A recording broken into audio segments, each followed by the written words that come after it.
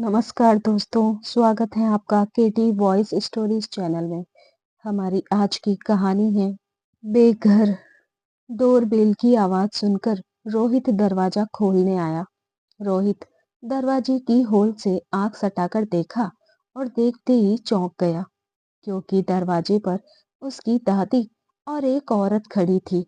वह देखते ही चिल्लाया, चाची, चाची देखो कौन आया है। बेटा, तू क्यों चिल्ला रहा है? चाची, आपकी आफत आई है, आफत। तू ऐसा क्यों बोल रहा है? चाची, आप ही तो दादी को आफत कहती हैं। दादी के साथ एक और बूढ़ी औरत आई है। एक और औरत? चाची, दरवाजा खोल दूं क्या? नहीं नहीं, लाइट बंद कर दे, ताकि दादी को लगे घर में कोई नहीं है और चुपचाप यहाँ से सरक जाए। अभी तो 15 दिन ही हुए हैं गांव से, इतनी जल्दी क्यों लौट आई? उनका वहां मन नहीं लगा? रोहित ने ऐसे ही किया जैसा कि वर्षा ने कहा। दरवाजा बंद करके सब शांत हो गए। बहुत देर तक दरवाजा नहीं खुला तो बाहर खड़ी हुई रमाजी ने दरवाजे की होल से देखा तो घर में कोई दिखाई नहीं दे रहा था। वह सोचने लगी, पता नहीं सब कहाँ गए हैं। दरवाजा तो अंदर से बंद है। अगर सब बाहर गए होते तो दरवाजा बाहर से लॉक रहता। तभी अंदर से महेश आया और कहने लगा, अरे वर्षा, तुमने हॉल में अंधेरा क्यों कर रखा है? वर्षा बोली, सुनिए जी, माँ जी आई हैं और साथ में एक और औरत है। एक और औरत? कौन है? जरूर दादी होगी। दादी को क्यों ले आई? वह तो गांव में चाचा जी के पास थी। महेश की पत्नी वर्षा बोली, बुढ़िया सटिया गई है, खुद के रहने का ठिकाना नहीं, साथ में शमशान में पैर फैलाए बैठी है, अपनी सास को भी यहीं ले आई। डोरबेल अभी भी बज रही थी। आवाज सुनकर अंदर से बड़ा बेटा रंजन भी आ गया। बोला, डोरबेल बज रही है, तुम लोग सब यही हॉल में हो, दरवाजा क्यों नहीं खोल रहे हो? सुनाई नहीं देता? छोटा भाई महेश बोला, भैया, माँ गांव से लौट आई है, साथ में दादी भी आई है, तब तो उनके लिए 2 कमरे खाली करने पड़ेंगे। रंजन बोला, दोनों एक कमरे में रह लेंगी, तेरे पास तो स्टोर रूम है, वह दे देना। महेश बोला, स्टोर रूम बहुत छोटा है, ऊपर से कोई खिड़की नहीं है, वहां पर तो 2 खटिया नहीं बिछ पाएगी। माँ का कमरा आपके हिस्से में आया है, आप वही कमरा उन्हें लौटा दो, माँ के मरने के बाद उनसे वापस ले लेना। डोरबेल अभी भी बजती जा रही थी। रंजन बोला, तू क्या चाहता है, दोनों का खर्चा मैं अकेला उठाऊं? बहुत चालाक है तू। रंजन की पत्नी मीनाक्षी हॉल में आ गई। बोली, कब से डोरबेल बज रही है, कौन है बाहर? कोई भिखारी है क्या? आप लोग दरवाजा खोल क्यों नहीं रहे हैं? रंजन अपनी पत्नी से बोला, जा गेट खोल दे, बाहर तुम्हारी सास और दादी सास खड़ी हैं। ना ना, मैं नहीं जाऊंगी, अभी तो माँ जी को गए तो 1 हफ्ता हुआ, फट से चली आई, वहां गांव में उनका मन क्यों नहीं लगा? झोला उठाया, वापस चली आई। उनके कमरे में तो मेरी सहेलियां बैठी हैं, पता नहीं क्या सूझा। रंजन की पत्नी मीनाक्षी दरवाजा खोलती है तो देखते हैं कि देवरानी वर्षा के मम्मी पापा आए हैं। अंदर आते ही वर्षा की माँ बोली, इतनी देर क्यों कर दी दरवाजा खोलने में? एक तो बुलाती हो फिर दरवाजा नहीं खोलती। वर्षा अपनी माँ को देखकर खुश हो जाती है। माँ, आप यहाँ? पर रोहित ने बोला था दादी आई है। वर्षा की माँ ने कहा, फोन आया था, तेरी तबीयत खराब है, मुझसे रहा नहीं गया तो मैं तुरंत घबराए घबराए चली आई और तूने गेट पर खड़ा करके मेरी सांस ही फुला दी। अब जा, एक गिलास पानी ला। पर माँ, मैंने तो कोई फोन नहीं किया था और मेरी तबीयत भी ठीक है। तभी रमा जी और उनकी सास विमला जी लाठी का सहारा लेते हुए अंदर आते हुए कहती हैं, हमने समधन जी को फोन करके बुलाया है, क्योंकि तुम लोग दरवाजा तो खोल नहीं रहे थे, इसलिए मैंने यह तरीका अपनाया ताकि दरवाजा खुल जाए। रमा जी बोली, गेट खुलने में इतनी देर क्यों लगा दी? हम पड़ोसियों के घर चले गए थे, वहीं से फोन लगाया।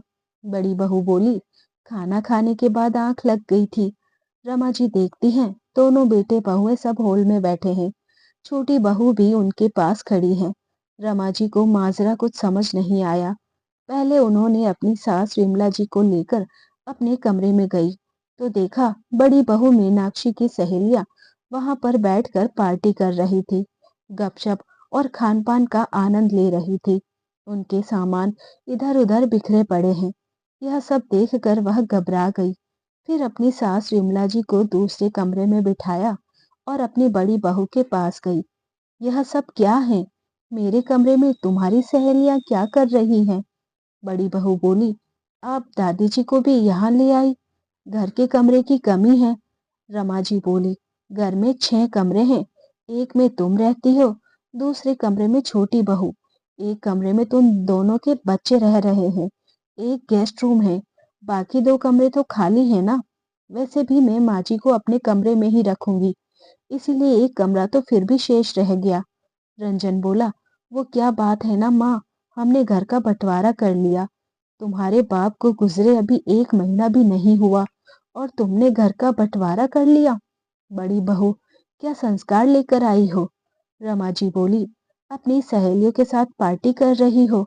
तुम्हारे ससुर को गए हुए 1 महीना भी नहीं हुआ और यह सब शुरू हो गया। मेरे रहते हुए घर कैसे बंट गया? आदमी तो हम उतने ही हैं, कमरा कम कैसे पड़ गए? छोटा बेटा महेश बोला, दोनों के हिस्से में 3-3 कमरे आए हैं माँ। एक हम पति पत्नी को चाहिए, एक मेरे बच्चे को और एक कमरा मुझे गेस्ट रूम के लिए चाहिए। रमा जी बोली, ऐसा करो बेटा, दोनों भाई गेस्ट रूम एक ही रख लो, 2 गेस्ट रूम की क्या जरूरत है? रंजन बोला, माँ आप स्टोर रूम में रह ले, वहाँ जमीन पर गद्दे बिछा देंगे। अब देखो ना, वर्षा की माँ आई है, उधर मीनाक्षी की सहेलियां भी हैं। एक काम करो, आप स्टोर रूम में रह लो। बेटा, दादी तो गांव की है, उनको खुले में रहने की आदत है और स्टोर रूम बहुत छोटा है, उसमें खिड़की भी नहीं है, घुटन हो जाएगी। मैं तो अपने कमरे में ही रहूंगी। बहू, अपनी सहेलियों से बोलो, पार्टी खत्म हो गई हो तो यहाँ से चलती बने।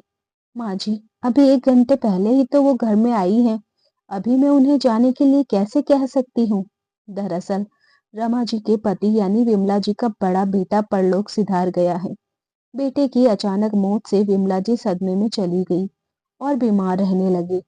रमा जी अपनी सास को माँ की तरह मानती थी, उनका बहुत सम्मान करती थी।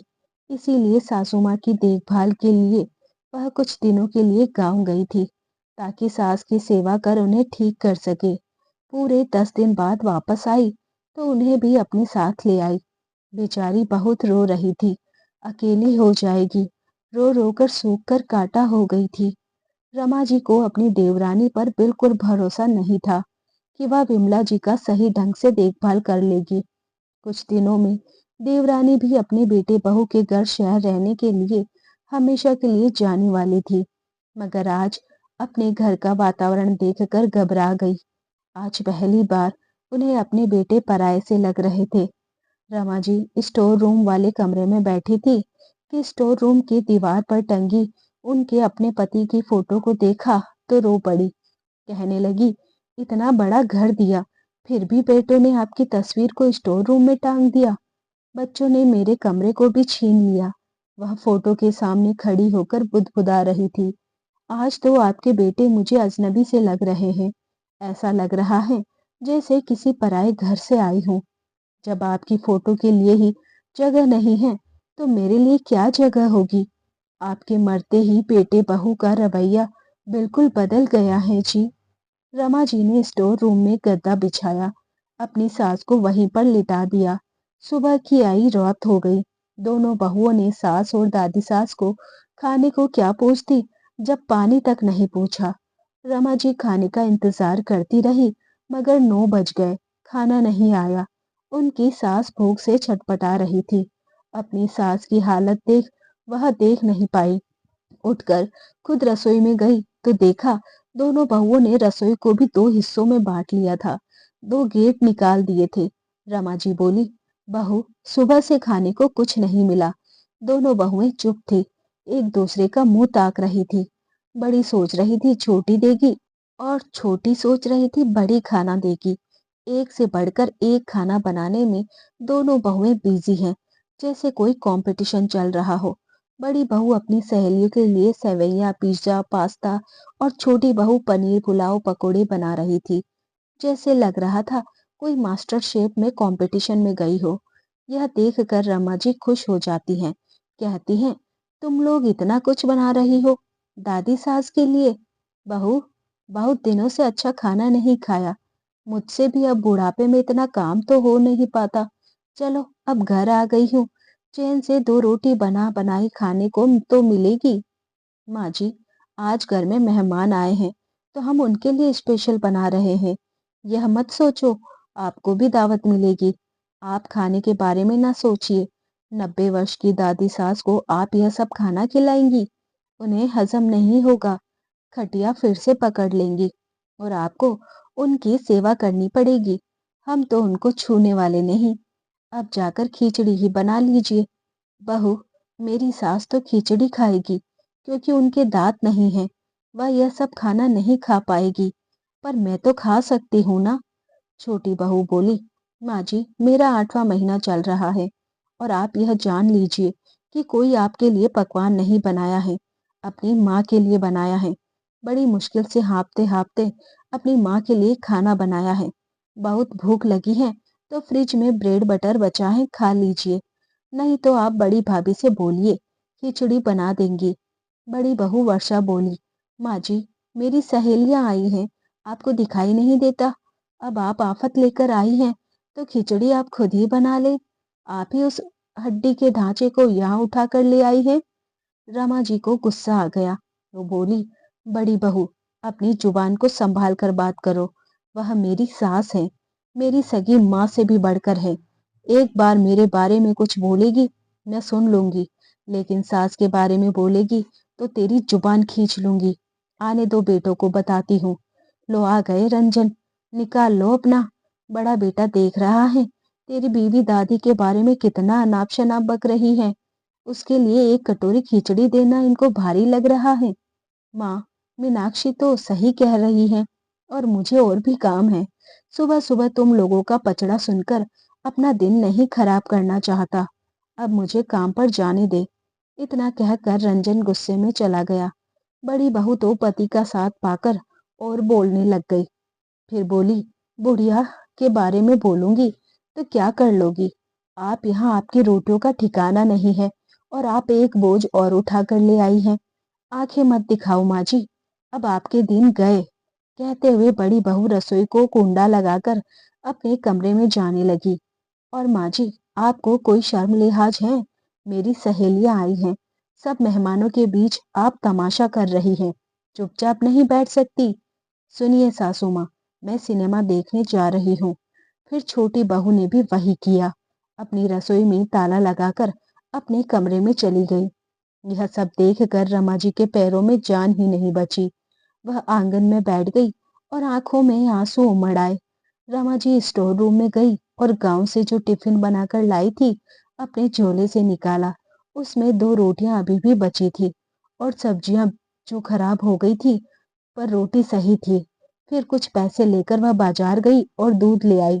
फिर रोटी को चूर चूर करके अपनी सास को चम्मच से खिलाने लगी। पहला निवाला मुंह में जाते ही सास ने कहा, दोनों बेटे बहू हाथ से निकल गए। विमला जी को 90 साल हो गए थे दुनिया देखते हुए। उन्हें अनुभव से ही जान लिया कि मामला खराब है। रमा जी बोली, ऐसा कुछ नहीं है माँ जी, आप बेवजह शक कर रही हैं। विमला जी बोली, जब बहू 1 घंटे बाद गेट खोले तभी मैं समझ गई। फिर गेट से अंदर आते ही दोनों पोतहू ने मेरी तरफ देखा भी नहीं, जिनका पूरा बचपन मेरी गोद में गुजरा था। अरे जब मैं अंदर आई, उन्होंने मुझे देखा तक ही नहीं। मैं तभी समझ गई कि अब बेटे अब पराए हो गए हैं। मुझे रमा कल सुबह ही गांव ले चल, वहीं हम ठीक हैं। शहर की आबो हवा ठीक नहीं है।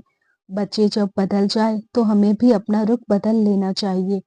उनकी बात सुनकर रमा जी रो पड़ी। सोचने लगी, पता नहीं शायद मेरे संस्कारों में कहीं कमी हो गई, मेरी परवरिश में कहीं कमी हो गई। कमी तेरी परवरिश में नहीं, शहर की हवा में है। आजकल शहर के बच्चों को जो चाहिए होता है, सास की सेवा करना कोई नहीं चाहता। धीरज रख, अब अपना मन मत खराब कर उन बच्चों के लिए। इतना कहकर विमला जी अपनी बहू रमा की आंखों से आंसू पोंछने लगी और प्यार से सर पर हाथ फेरा। थोड़ा अपनापन मिला तो वह और फूट फूट कर रो पड़ी। दिल में दबे जज्बात बाहर निकल आए। विमला जी बोली, तू मुझे दोनों रोटी मत खिला, एक रोटी तू भी खा ले। मैं भी तेरी सास हूँ, मेरी बात मान पगली। रात को जब बेटे आए, दोनों ने माँ और दादी की कोई खोज खबर नहीं ली। अपने अपने कमरे में जाकर सो गए। यह भी नहीं पूछा कि माँ ने कुछ खाया या नहीं खाया, दादी की तबीयत कैसी है। बड़ी बहू आधी रात को सिनेमा देखकर सीधा अपने कमरे में चली गई और सब खिलखिलाकर हंस रहे थे, जैसे रात नहीं सुबह हुई है।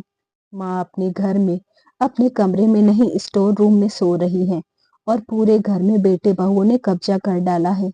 बड़ी बहू के हिस्से में उसकी सहेलियां हैं और छोटी बहू के कमरे में उसकी माँ है।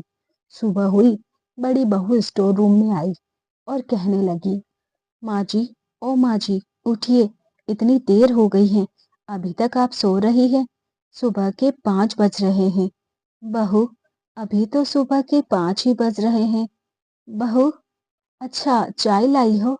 रख दो, मैं उठकर पी लूंगी। जा, पहले दादी सास को उठा दे। जगह बदलने से मुझे रात को देर से नींद आई थी।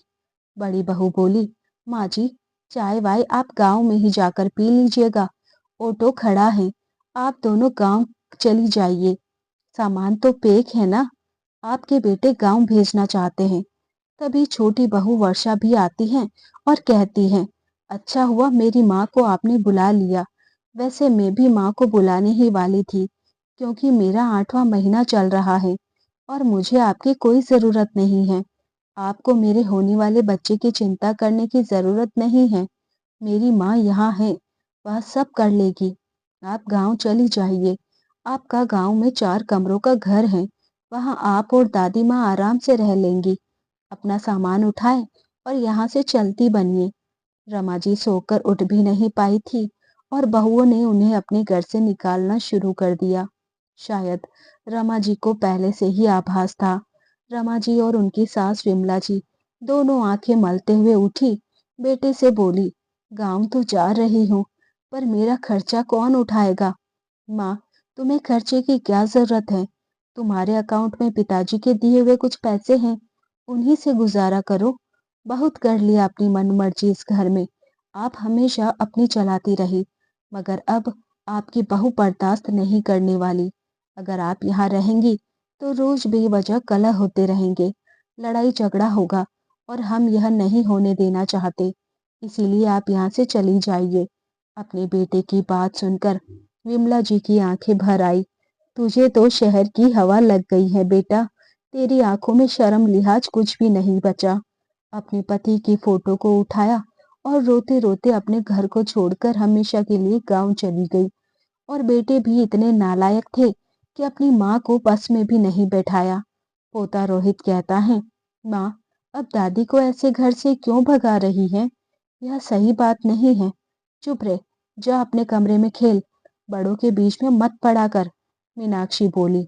अब रमा जी जब गांव पहुंचती हैं तो देखती हैं उनके देवर गांव छोड़कर कहीं और जाने की तैयारी कर रहे हैं। रमा जी की सास विमला जी बोली, बेटा लखन, तू कहाँ जा रहा है? एक बेटे के घर से तो भगा दी गई, अब तू भी हमें छोड़कर जा रहा है? हाँ माँ, मैं अपने बच्चों के साथ शहर जा रहा हूँ, पर तू भी ध्यान रखना, अपने गांव की जमीन मत बेचना। देख आज रमा की क्या हालत हो गई।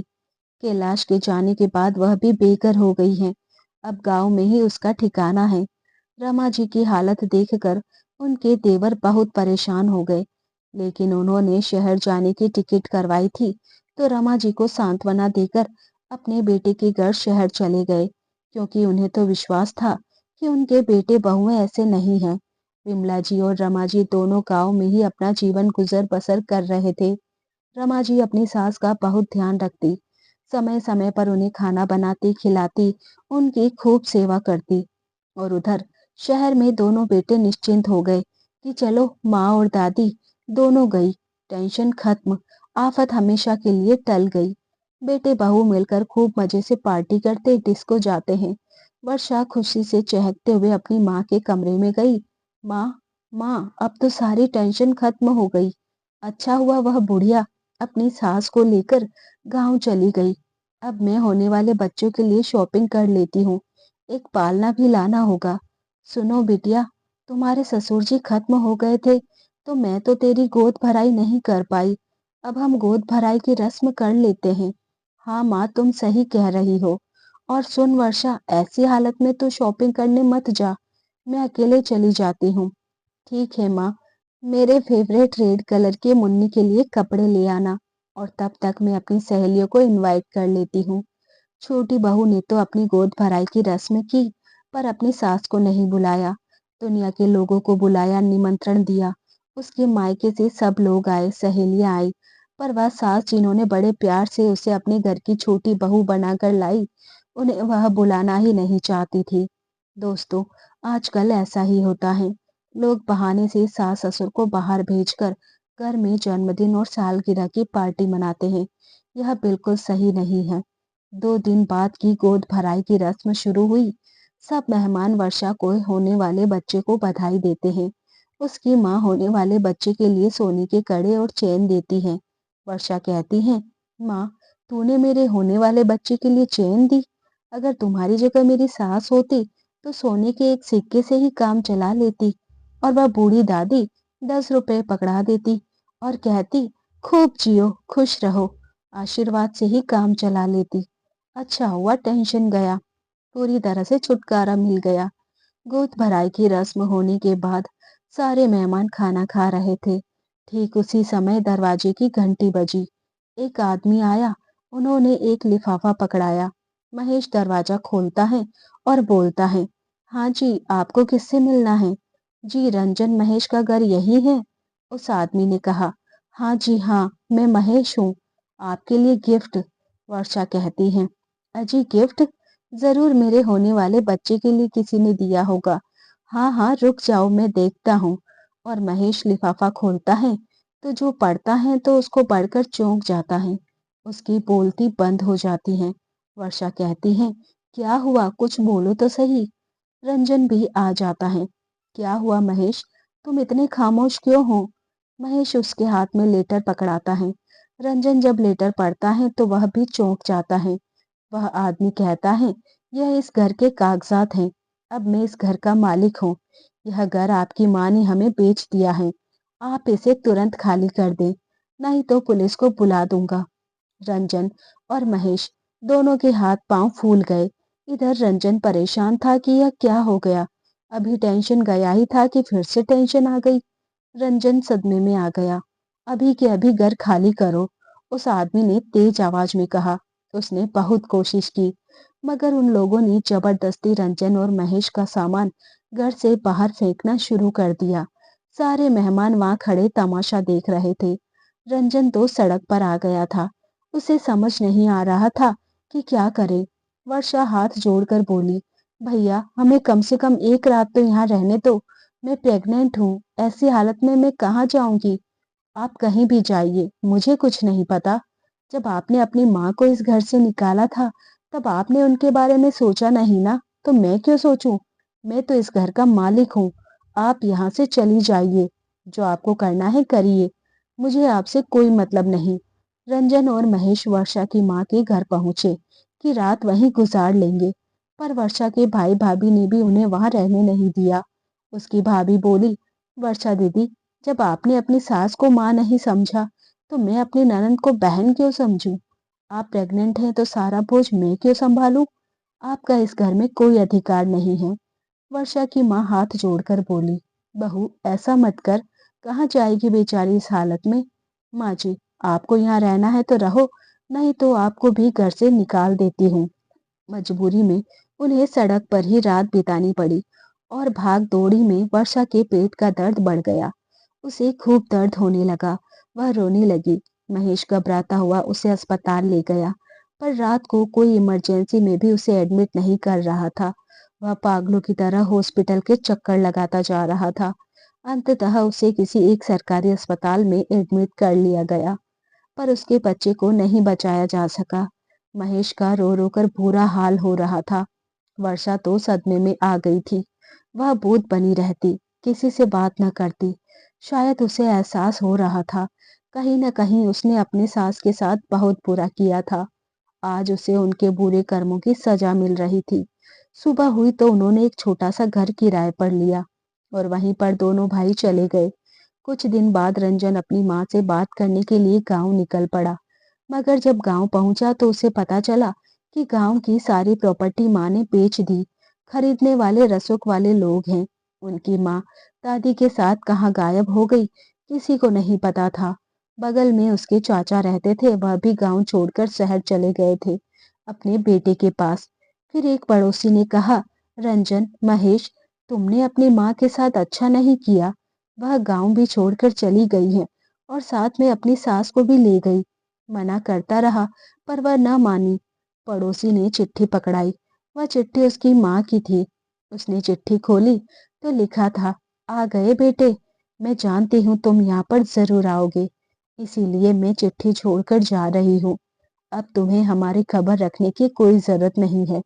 वह घर मेरे नाम था। जब तेरे पिता को पहला हार्ट अटैक पड़ा था तो उन्हें आभास हो गया था वह ज्यादा समय तक जिंदा नहीं रहेंगे। उन्होंने वह घर मेरे नाम कर दिया था।